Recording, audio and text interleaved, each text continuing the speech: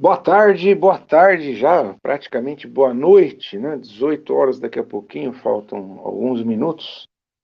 Nesse inverno que se aproxima, já é de noite, já está escuro, né? Boa tarde, Anabel, Márcia. Vamos aguardar um pouquinho. Daqui a pouquinho a gente começa. Daqui a pouco a linda Pagani, professora e pesquisadora da Universidade do Quebec, em Montreal, também vai estar com a gente. Só mais uns minutinhos.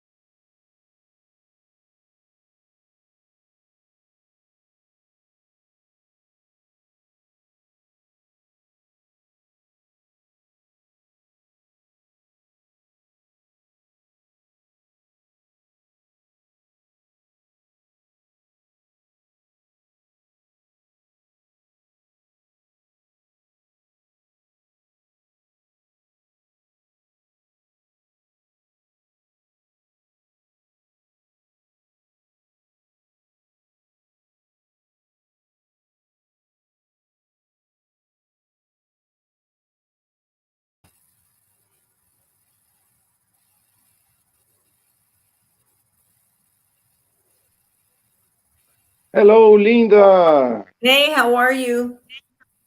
Good afternoon. Are we okay with everything I sent you? And oh, great. Yeah, I got the presentation. We are already live. We have a few people in the room. They're watching via YouTube. And do you want me to go on with the slides, or do you want to share your screen? How do you prefer to do this? Well, I logged on earlier, and I saw that I could share my own screen. So I'm going to share my Perfect. screen. That way I could be a little Excellent. bit more natural and be a little bit more interactive. Excellent. My understanding is that it's mostly teachers. Yeah. Yeah. Mostly people from educational projects, public schools, high Okay. school, as well as technical schools and technical faculties. Okay. So most of our audience is in this educational landscape and dealing with technology. Most of them are interested in games and technology. Excellent. So let's wait just for another 5 minutes about that, so that Perfect. we start at 6 p.m. sharp. Excellent. I'm just going to go and see the temperature in the room because I'm in this very small room. And as you can see, I have the thing because behind it is a whole bunch of distractions. So, so I'll It's a be good right back. solution. Ok. Então é isso, pessoal. Já estamos aqui em contato com a professora Linda Pagani. Daqui a poucos minutos a gente vai começar. Vamos começar exatamente às 18 horas. Como é que está chegando o som, a imagem para vocês? Quem já chegou aqui na sala, quiser dar um retorno para a gente, é só se manifestar.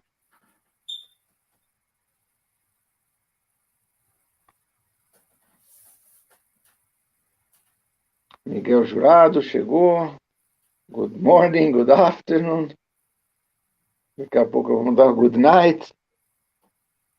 No Canadá e no Quebec agora é exatamente 1 hora a menos. Então, são quase 17 horas. Em Montreal. Have you been to Canada?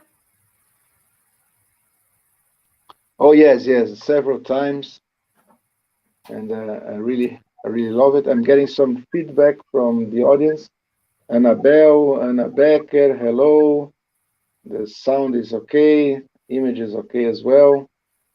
So it's just Excellent. 2 minutes before we start. Great. I put on a lighter shirt and I am going to be less hot this way because I haven't been using the air conditioner. I have seasonal allergies, and I find that when I use the air conditioner, I sneeze more. And it's really annoying. It's now almost summer in Montreal, right? Yeah, today it's a little bit unusually cold, but last week we had 30 degrees Celsius. Wow. Montreal is extreme. You have 3 months of very, very cold weather, and then you have 9 months of let's say between 15 degrees and 35 degrees Celsius. I see. So it's pretty nice. It's warmer than Paris, let's say. So. Okay, so it's now 6 p.m. sharp in São Paulo, 5 p.m., 1 minute to 5 in Montreal. I will mix between Portuguese and English and do some kind of comments along the way. I'm going to watch very closely the comments and questions that come up in the YouTube window, the chat window, so that we can do this as a very dynamic conversation. And as we all know, it's only 1 hour, so it's just like a kickoff conversation for further studies, further projects, especially among teachers in high school and faculties in Brazil.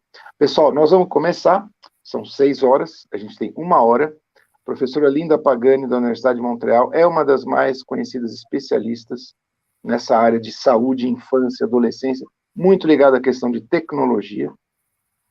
E eu vou acompanhando aqui os comentários de vocês. Lembrando, que é muito importante, que essa participação da professora Linda Pagani e depois a outra que vem, da professora Maud Bonanfant, são patrocinadas pelo escritório do Quebec em São Paulo. Exatamente. É um patrocínio muito bacana. Nós vamos construir uma página com os comentários que vocês vão enviar para a gente depois, reflexões, análise das duas falas. Just reminding our audience that these 2 sessions with you and with Maud Bonanfant They are sponsored by the Quebec Bureau in São Paulo, and we'll then later on publish everyone's comments on a special page, like a memorial page for people to express or to share their thoughts, their ideas, their projects. And this will get, of course, more visibility as we have this very important sponsorship by the Quebec office, the Quebec Bureau em São Paulo. Então, gente, caneta e papel para quem é da época de caneta e papel, ou digitando para quem é mais digital.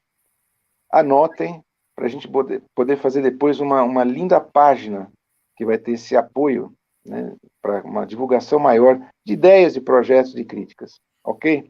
So I'm going to leave the screen to Professor Linda Pagani. Thank you very much for being with us again, because we had this first experience last year with the Games for Change Latin America Festival. And we are building up. We are building up. Thank you so much. Welcome to São Paulo. Welcome to Brazil.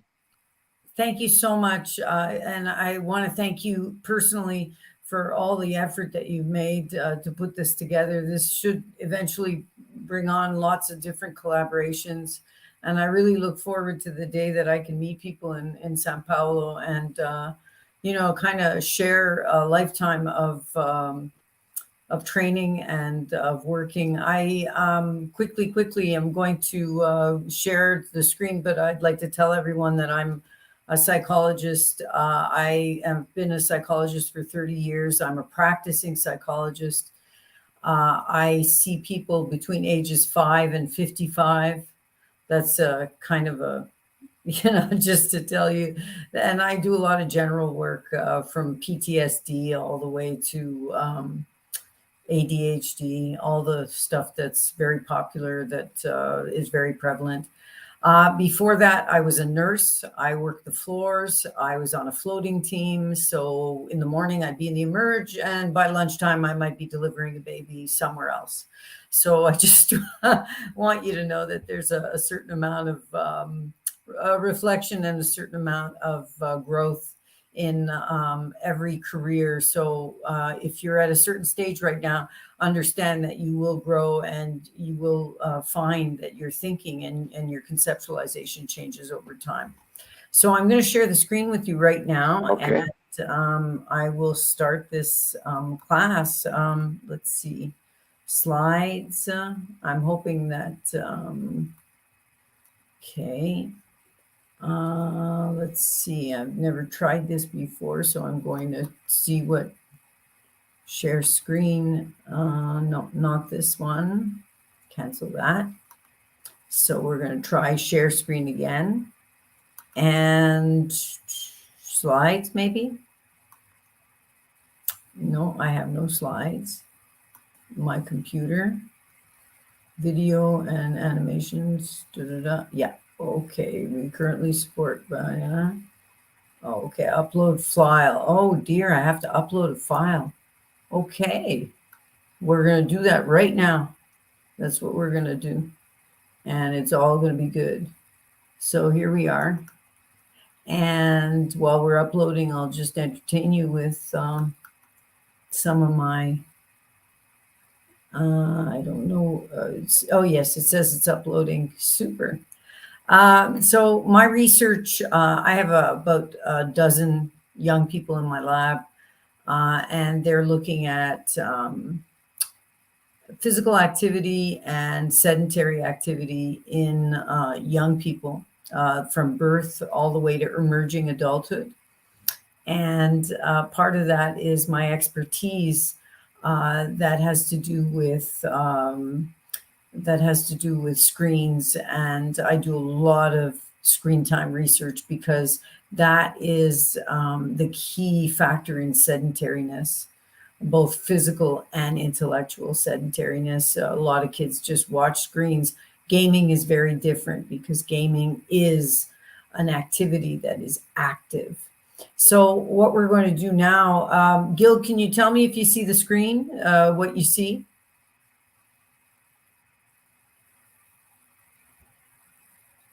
Can anybody tell me if they see the screen? You're on the show. Yes.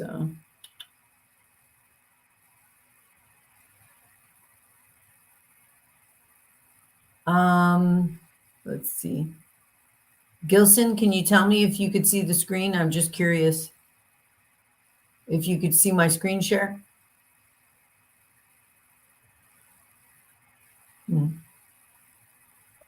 Yes. Oh, Yes. thank you. So, You're on. I'll stay in the backstage. So anything you need, just call okay. me. It's And because this, your first slide is on. Your first slide is on. It's thanks. just This move is a on. maiden voyage. I've never used this particular software. Okay, No great. problem. No So we're stress. going to Thank talk you. about gaming and child development. Gaming is a very active form of entertainment, and it's an active form of screen time. So that's really interesting to me as a researcher, as a psychologist, and as a parent uh, as well. So let's talk about some key concepts and some fundamentals. And then after that, we'll talk about the costs and benefits and the concerns. And we'll end with some special population material. So first of all, we need to have a crash course in child development. And many of you are teachers, so you know this stuff better than I do. Mind you, I'm a child psychologist to begin with. So there you go. I want to just go over the stages of cognitive development by Jean Piaget, because it's very important. Those stages are pre-wired in our DNA. Our brain unfolds as we are born, and the brain software just it unfolds as we grow in response to environmental stimulation. And so we start from 0 to 2, from birth to 2 in the sensory motor stage. And then we move into a pre-operational stage where things are very, very, very, they're very concrete, and they're more about trying to understand our surroundings. Then after that, we get even more concrete, except we're starting to become a little bit experimental, and we're starting to understand cause and effect a bit better. And then finally, we get into formal operational stage. What's important about this is the development of, as we are born, we proceed from the coordination of our senses with our motor skills. And then we move to symbolic thinking by the time we start school at between, let's say, 5 and 7, kindergarten, grade 1. And then from there, we become even more imaginative as far as time and space and concepts of quantity. And these are very important rudimentary things that lead us to all the theoretical, hypothetical, and other kinds of logical reasoning that occur from adolescence onward. And that's really, really important. These skills cannot be, this kind of developmental skill can't be attained without proper stimulation in the environment. And most of that stimulation has to be in response to environmental interaction, and that's live interaction. Then we have Kohlberg's theory, another theory that's very, very important to me. If you don't know it, please read up on it. There's plenty of wiki on Kohlberg's theory. Lawrence Kohlberg, his work came right out of Jean Piaget's work. They were contemporaries, and he just took on more of an ethical twist about how people develop their morality. And that's really, really important. There's different stages of morality based on your cognitive skills, based on the degree to which we can entertain logical thinking. So please have a look at that. I find it really important if you're going to try to understand what people are missing out on if they, for example, have too much screen time. Then from there, one of the most important things in my work is Erikson's psychosocial stages of development. These stages are, you cannot avoid them. They are tasks of development that start very, very from birth onward, all the way to the end of your life. And every single stage has a different virtue that has to be achieved through by overcoming a task that's in that developmental stage. So I just wanted to have it right there so that you could see it. If you don't know this theory, I think it will really speak to you as a teacher, as a practitioner in any way. I really believe so. So please have a look at that when you get a chance. The other thing I want to talk about is Bronfenbrenner's social ecological theory. Very, very important. Children grow in interaction with their immediate environment. Their immediate environment is their family, their school, their teacher. And then from there, there's all the different relationships between the school and the family, and between teachers and parents, and all the other informal networks, the cultural groups, the neighbors, the friends, all those people who make a child's social ecology a thing of stimulation. So this is very, very important as well. I really like to use in my work, and anytime I see someone, I try to see them in the light of Bronfenbrenner's socio-ecological theory. So I'll have a look at that. Those are beautiful theories, the ones I just went over. So here's the timeline. When we're looking at the fundamentals, video gaming dates back to about 1972, followed by console gaming in the 80s, and then computer gaming in the 90s, and then the telephone applications in the 2000s, around 2005, 2006. Gilson probably knows this better than I do. One of the things that you'll notice about video gaming research is that a lot of the research, it really does address just video gaming, and it doesn't address excessive players, because excessive video gaming is a very, very small minority of people. It's like if you were going to compare recreational use with abusive use or dependence in any kind of, it's like if you're going to compare people who drink wine with alcoholics. I mean, there's a huge difference between recreational wine drinkers and someone who has problematic use of alcohol.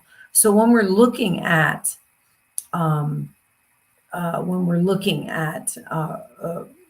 people who are non-problematic players, we see that there's a certain amount of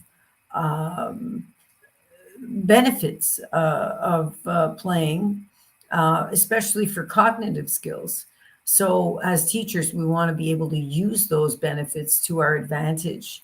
And I know that with my patients, I try to use those benefits to my advantage with influencing my little patients when they're young. And I try to use all kinds of reward systems with their parents, so that their parents can use video gaming as a reward in the way that they raise their kids with the problems and challenges that their children have. So in comparison to control groups, people with non-problematic use of video gaming improves their task switching. They have more effective top-down attentional control, and they have a certain amount of information processing speed. That's an advantage, and I want us to keep that in mind.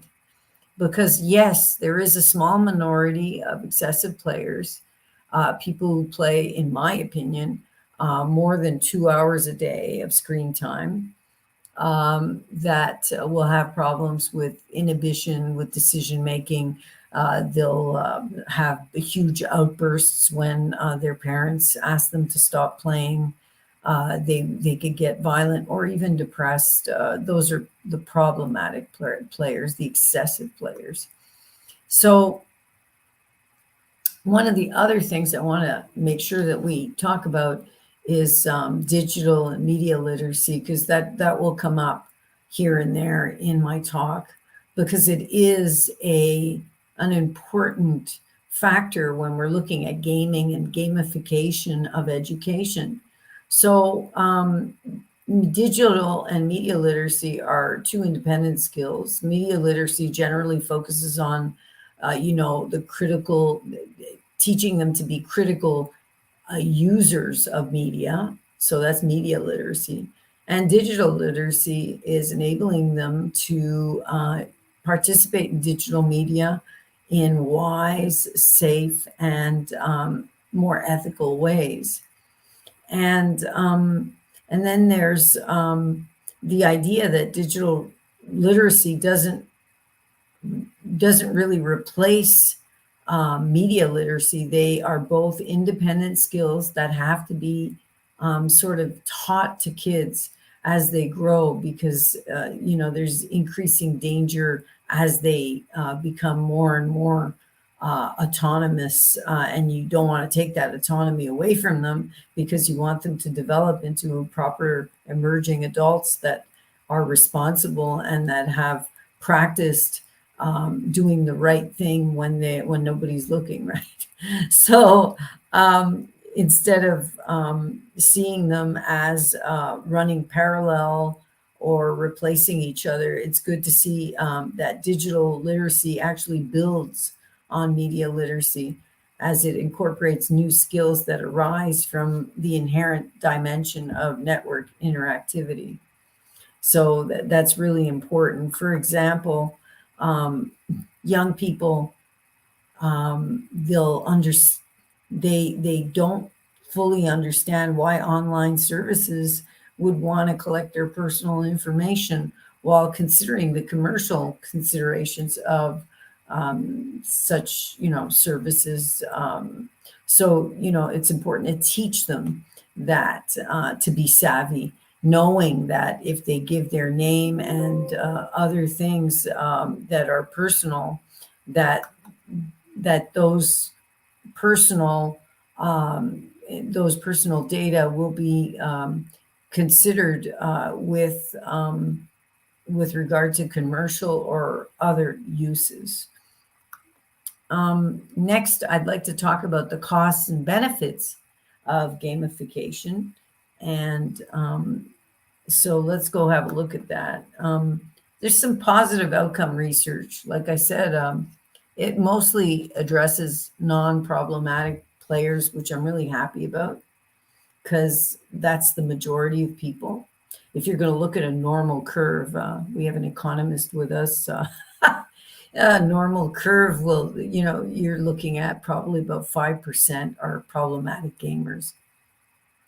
And then there's, another 5%. So if we want to cut at the, let's say on both ends of the curve, you're going to talk about 10% don't know anything about playing, which is not a good thing because they're not contemporary with their generation. And then you have another 10% that are either on the verge of being problematic or are problematic.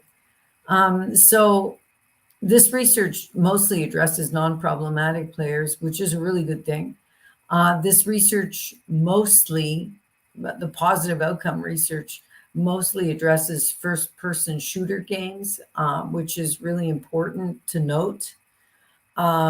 There's this way of playing that you have to kill off your opponent characters, and sometimes you've got to sort of mark some kind of territory or catch a flag. So there's a lot of first-person perspective that's being practiced, and that's interesting because, I mean, you're practicing the first-person perspective. So it means that it's to the detriment of practicing other perspectives. So that's important to note. And what's interesting about this kind of game, first-person shooter games, is that most of them can be played online or offline. And the goal is to advance without your character dying so that you can actually go across sequential missions.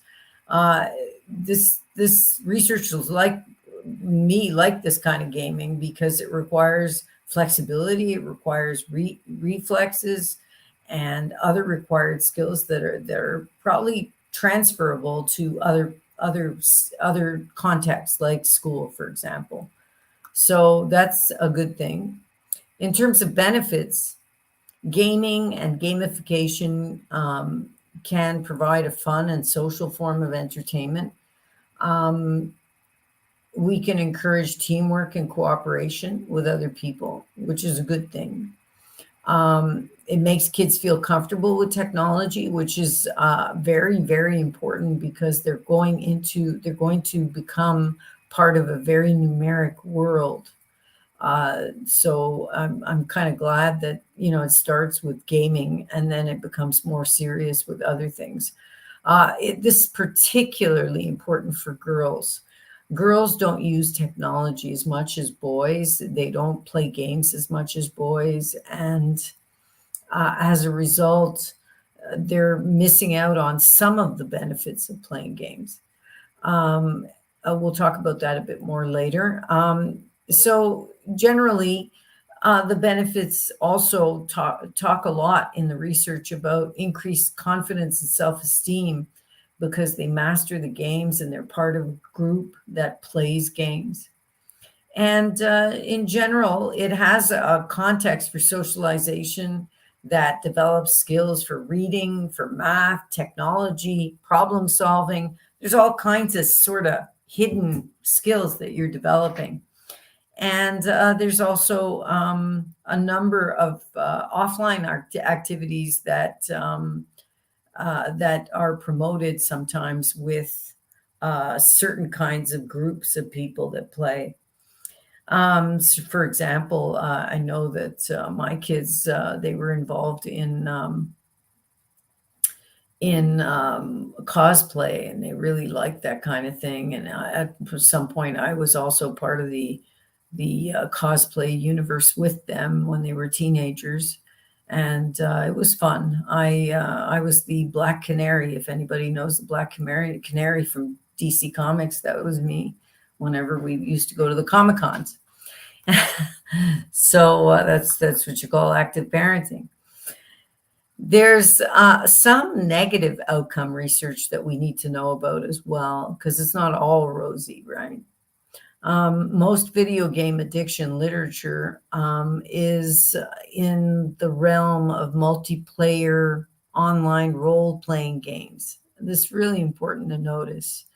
What happens is that there are some people who are very lonely and they are attracted to these multiplayer online role games that are continuous. They're in a never-ending universe.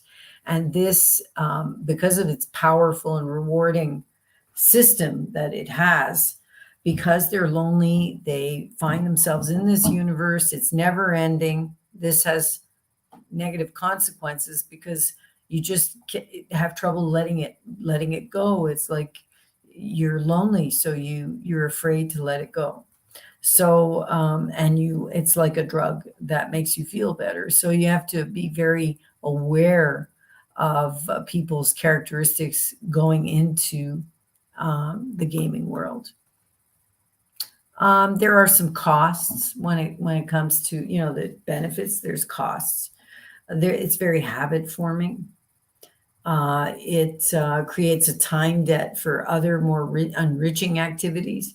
For example, I was on the radio today about a couple of hours ago, and they're talking about the increase in screen time since the pandemic, and how doctors, the medical profession in my country, are very concerned about the fact that young people, especially teenagers, are just too addicted to screens right now because of the pandemic. They created these long days of doing nothing but being on screens, either doing social media or gaming or both. And so we were talking about how it's to the detriment of developing other more important social skills, because there's this constant need of companionship when you are wired to be a teenager. It's an innate need.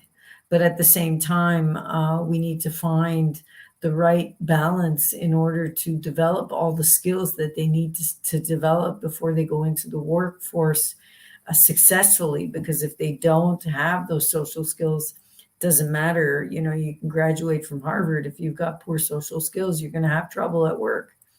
And so one of the things that we discussed on the radio, they asked me, they said, so what should parents do? They're having trouble with their kids having too much screen time. My opinion is that we have such a problem filling positions right now that children who are teenagers that are 13 and over should be out there working, getting their first experiences. Some of my patients have come to me with addictions or too much screen time. They're depressed, they're lonely, they're anxious. And I, as part of their treatment plan, my youngest patient is working flipping burgers now at age 14. And that keeps her interacting with other people in the kitchen at the restaurant, and also interacting with her boss, and it makes her more responsible, because otherwise all that time would be spent on screens. Also, kids should be doing other kinds of activities that make them interact with other people and that teach them adult skills, like keeping their rooms clean, etc., volunteering around the house for housework, because this generation does not seem to do a whole lot of housework either. And these are things that require your frontal lobe and our physical activities. So it's important to consider that. There's violence in a lot of these habit forming games, that it's violence that has no consequences. There's a lot of gender stereotyping. And also young children are often, they somehow get their hands on these games. And young children have a lot of difficulty distinguishing reality from fantasy.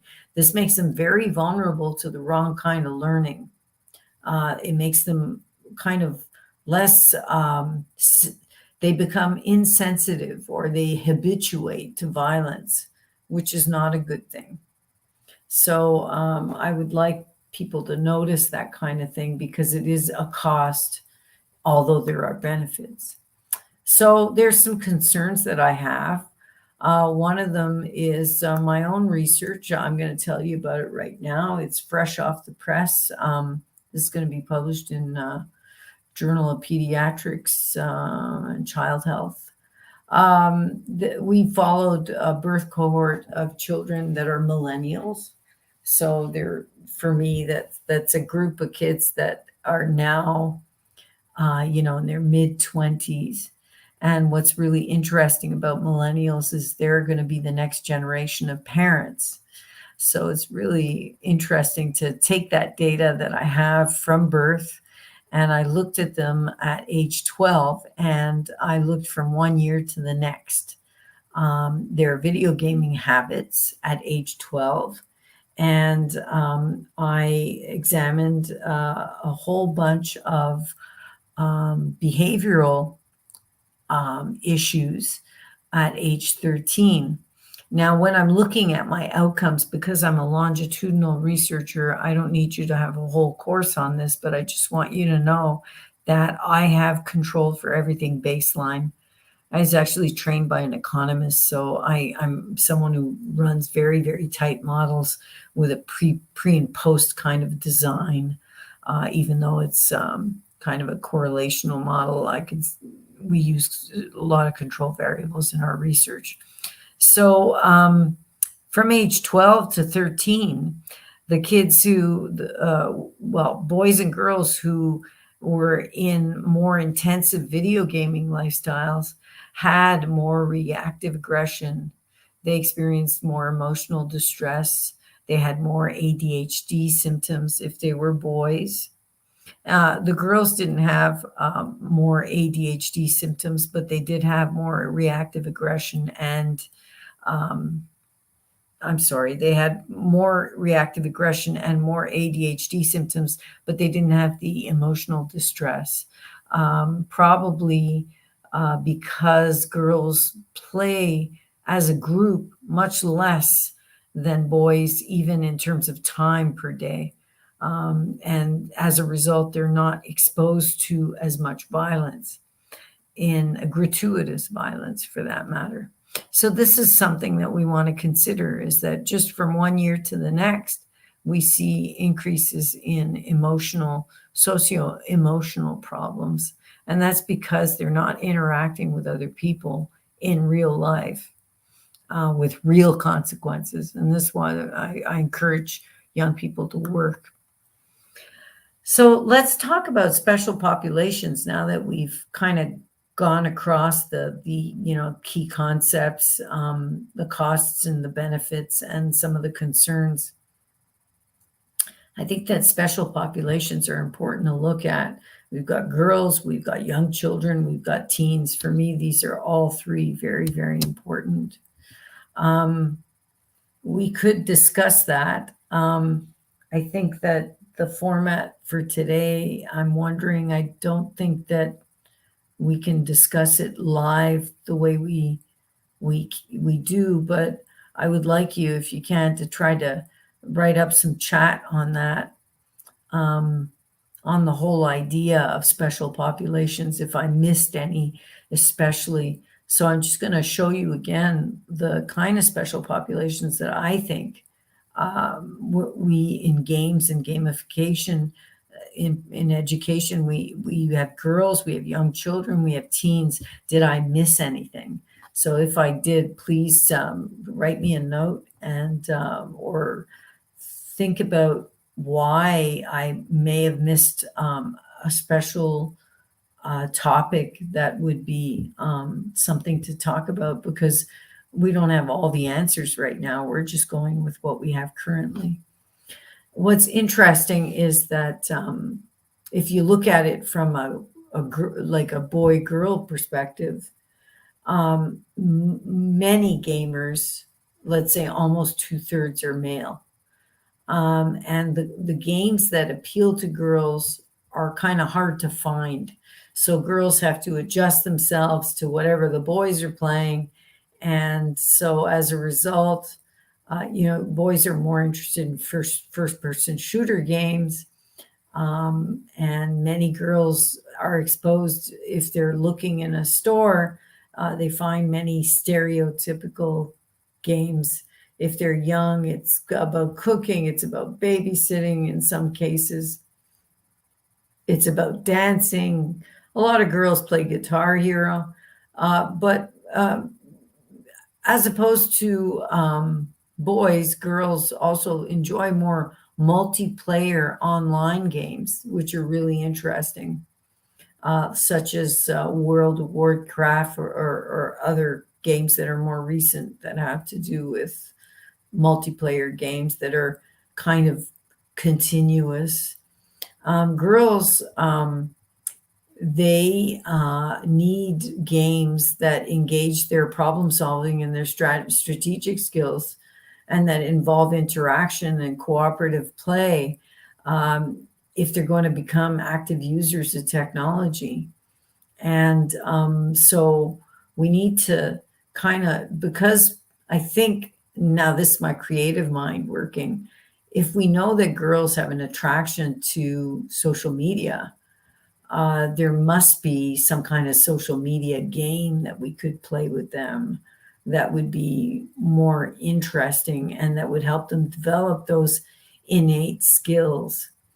Because right now the availability is limited, and a lot of girls get a hold of like mature rated games such as Grand Theft Auto that the content is very misogynist and sometimes also condones violence against women, or insults or threats or even physical violence against women. Those things can have real effects on the boys who play games, and how they grow and their attitudes towards sex, gender, and violence. These are things that are very, very important to consider. So we need absolutely to develop more games for girls, and we need to use less stereotyping in the games that boys play, less gender stereotyping. Parents can help girls become more comfortable with video games and technology by buying games that expand their interests, and also encouraging the market to develop those interests a little bit more. Looking for games that don't contain stereotypes of men and women would be very, very smart. It would be fun to, a lot of girls do girl guides and other kind of extracurricular activities in, my kids were part of a karate club. So was I when they were growing up. And karate is a very kind of sometimes spiritual experience, like going to church, because the beginning of a karate class, I remember when I used to teach karate, the beginning of a karate class is always a discussion about something that has to do with being a good citizen or being a good person and how to improve yourself. So somehow introducing some of the cyber citizen issues in some of the children's extracurricular activities might be a very good thing. We need to make sure that girls have equal access also to gaming in the classroom, at home. These are things that we somehow automatically, or it's unfortunate, it just slips through that our sexism and sometimes our attitudes about playing games and about girls it seems to seep through in our daily lives. So I also suggest that girls engage in more computer camps and computer classes so that they can develop their skills and maybe engage in volunteerism as well. The young children is another special population that I'd like to talk about and sensitize you to. I know that as a teacher, you must be very concerned about, as children are younger, a lot of the gaming does present some concerns, because during the elementary school years, parents and teachers are the main gatekeepers of what goes on, what their children have and students have access to, respectively. As such, they need to be actively involved in their children's video game playing, selecting the games, managing how much time children spend playing. I personally like to negotiate how much time children spend playing, and I like to use it as a reward, so that, the dialogue is open and not, because children tend to engage in, they don't know what they're talking about. They're old. They don't, and they say things like that about parents, and they start engaging in ageism by saying, oh, they're old. They don't know anything. No. And so by using it more as a negotiation tool and as a reward, we actually meet them on we're on the same page, and it makes it a little easier to interact with young people and get them on our side and get them to see things that we're hoping that they're going to see. And we need to also talk to them about the values in their games, and talk about reality and fantasy, and how a lot of the things that they're exposed to are not necessarily proper. There's a whole bunch of issues when we're talking about young people, and mainly it's got to do with violence and sex stereotyping, violence that has no consequences whatsoever. Children often have access to violent video games.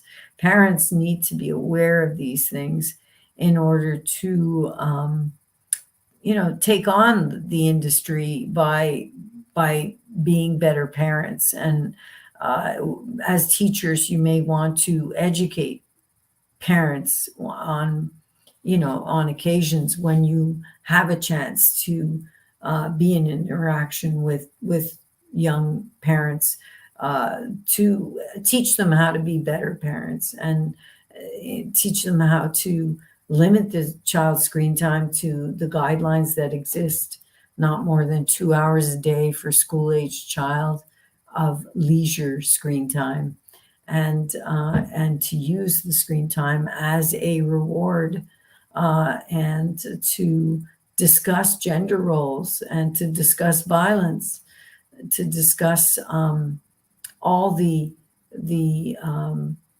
kind of gratuitous violence that can occur. By discussing it often at supper is a really good thing, actually, because supper is often a moment where you're all together.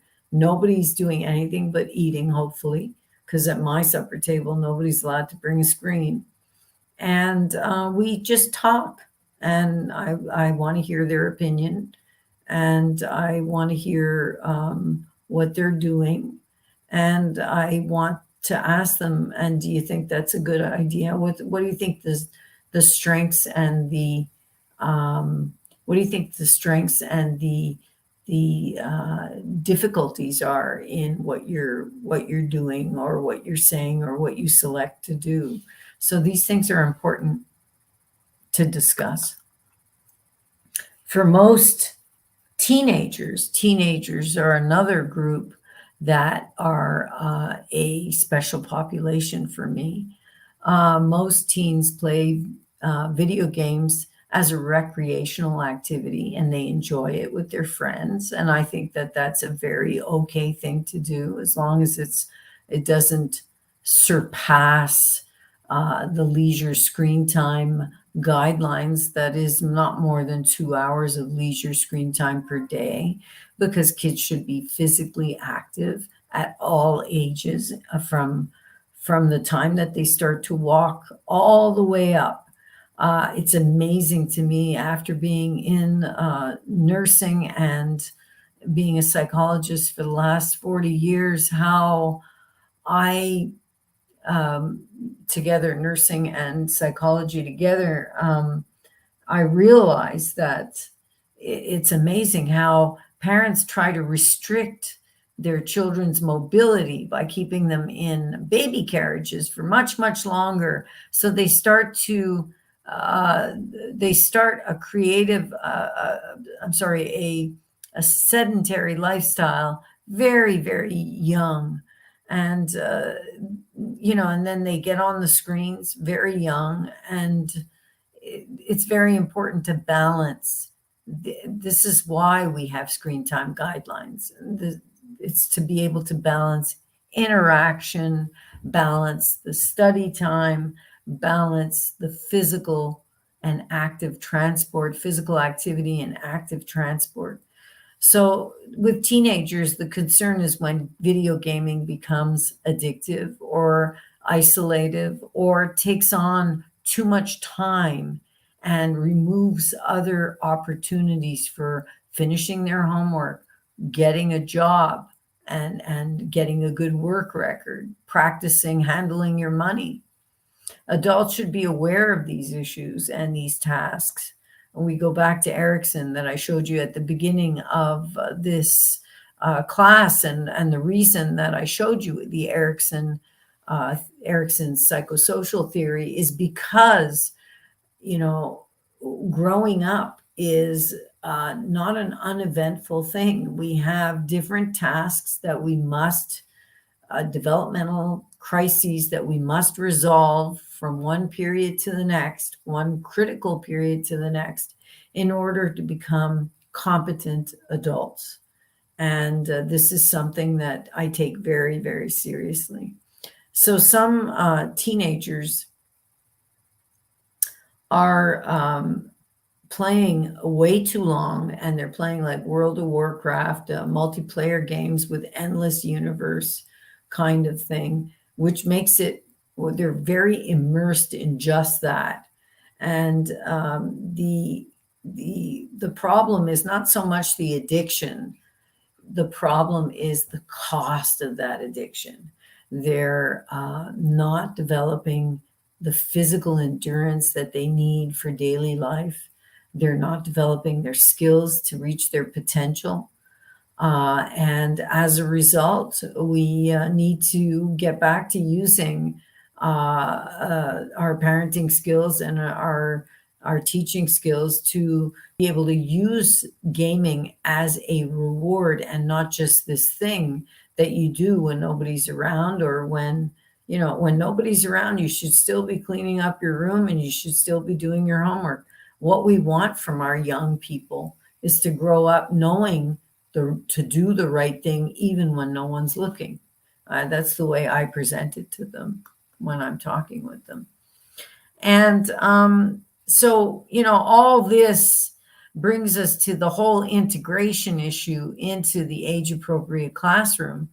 I mean, when you think about it, it's, and this is another place where I'd love to hear and get lots of feedback from you. Put your thinking caps on. Tell me what you think. When you're talking about the age appropriate classroom, we're talking about age appropriate parenting. And we're talking about informing parents about, because it's unfortunate, eh? When you're a teacher, you're not only teaching the young person, but you're also trying to make the parent understand the things that you understood when you went to your teacher training, so that they can help the kids do their homework, help the kids be socialized properly, so that they can participate in the classroom and in the school environment in a productive way. And so, you know, there's the parts of teaching parents age appropriate limits, teaching parents age appropriate rewarding of, because if the kid's under age 5 and this kindergarten teachers, then gaming should not be more than an hour per day of screen time, because there's other developmental tasks, especially social interaction, to get all that vocabulary, to learn the back and forth of talking and listening and talking without interrupting people, and being able to keep an idea in your mind while someone else is talking. The whole idea of inhibition, where someone's talking and you're waiting for them to end, and then you start to talk and to sound coherent.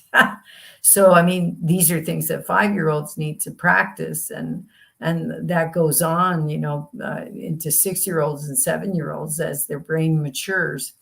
And then there's the age appropriate classroom, where you're trying to keep them motivated, because between grades 1 and 3, they're learning to read, and then they have to use that reading after grade 3.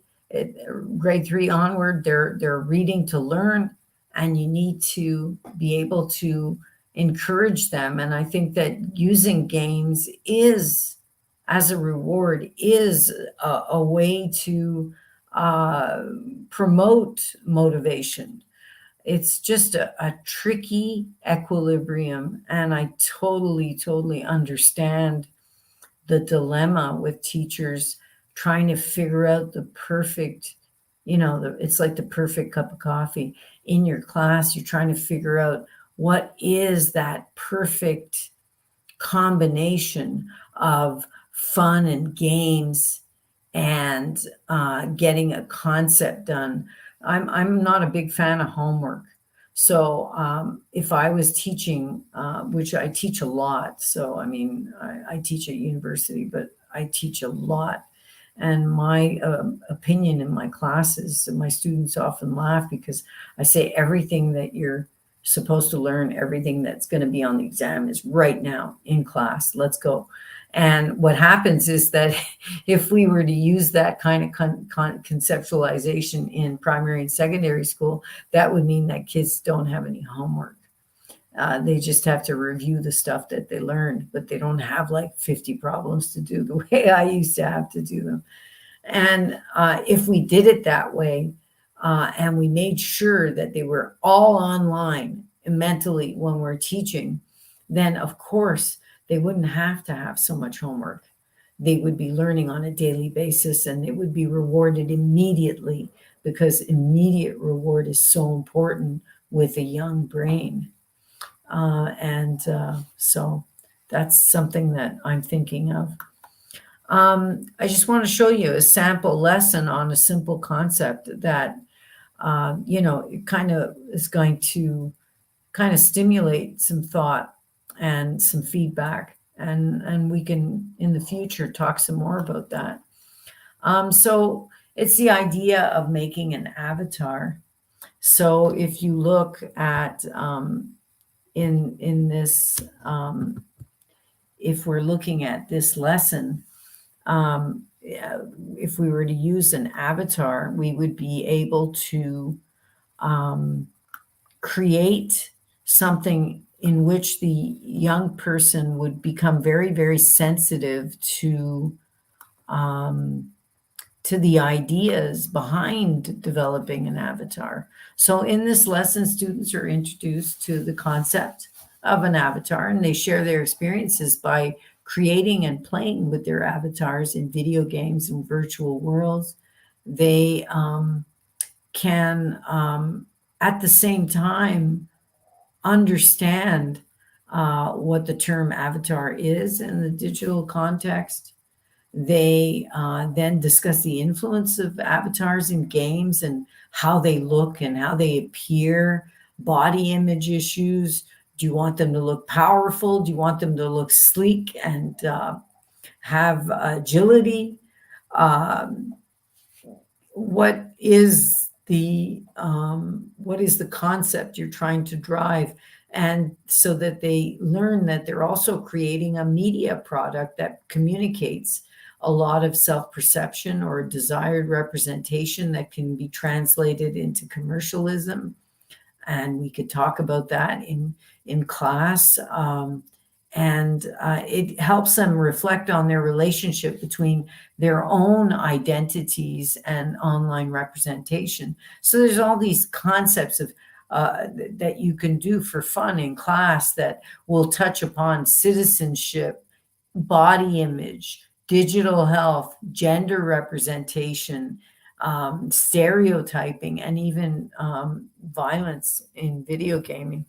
So, I mean, there's a lot to be said about sample lessons like that.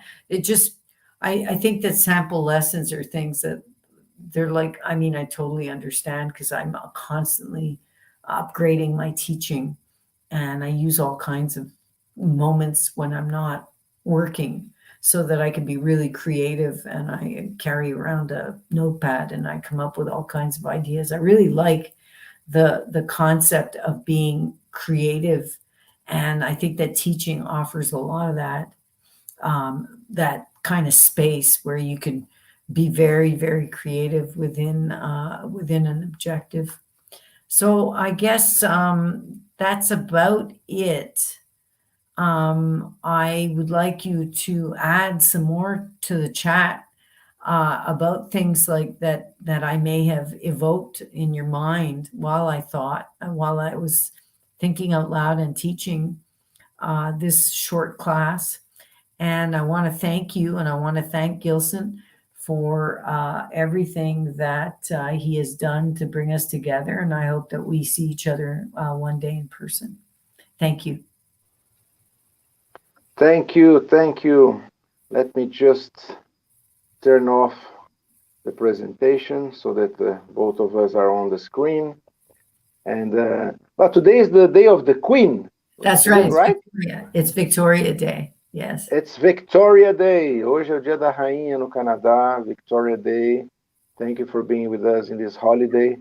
And one interesting thing that I want to stress, also for those who are watching us now and will watch later, is that the University of São Paulo is right now kicking off a new project that's like creating a sandbox for avatar creation. So this will be the first public metaverse at a public university in Brazil. It's quite open. We are partnering with the School of Engineering and a number of other schools. So I think this will be certainly one huge opportunity for us to go further into what you said about discussing avatars and body language and connections between identity, citizenship, gender representation, things like that. Yeah, and I would love to be either a fly on the wall or participate in that kind of project. I am someone who's championing in my own lab and my own research the idea that boys and girls are very different. And they are very different, and they experience risk and protective factors very differently. And that's because of biological and contextual influences that are very distinct for both sexes. And, you know, you grow up, I have two boys and a girl, and I grew up, you know, I grew up being socialized by my parents. And I just noticed that there's all kinds of things that we kind of, as parents, we don't even realize that we're promoting because we get influenced by the world that we live in. And sometimes it's a good thing, sometimes it's not so good. And I think that the idea of training parents to become more critical thinkers, I think that's a beautiful goal. And so I just wanted to get a chance to say that. Great, great. Pessoal, let me just say a few words in Portuguese. Então, só enfatizando nessa colocação no final da professora Linda Pagani sobre avatares e a imagem corporal, body image, questões de cidadania, representação de gênero, a separação muito clara, boys and girls, quer dizer, como é que isso é criado, em que contexto isso é criado, como que desde pequeno surge a questão do sedentarismo, e, no caso dos avatares, da criação de avatares, essa é uma notícia, inclusive, em primeira mão, que vai ser divulgada nos próximos dias. A USP vai lançar o primeiro metaverso de uma universidade pública aberto a experimentações, inclusive de criação de avatares. Então, uma das coisas que a gente já tinha anunciado isso lá atrás, para quem leu, né, com detalhe o anúncio do Joia, vai ver que lá já se acenava com a ideia do metaverso da Universidade de São Paulo.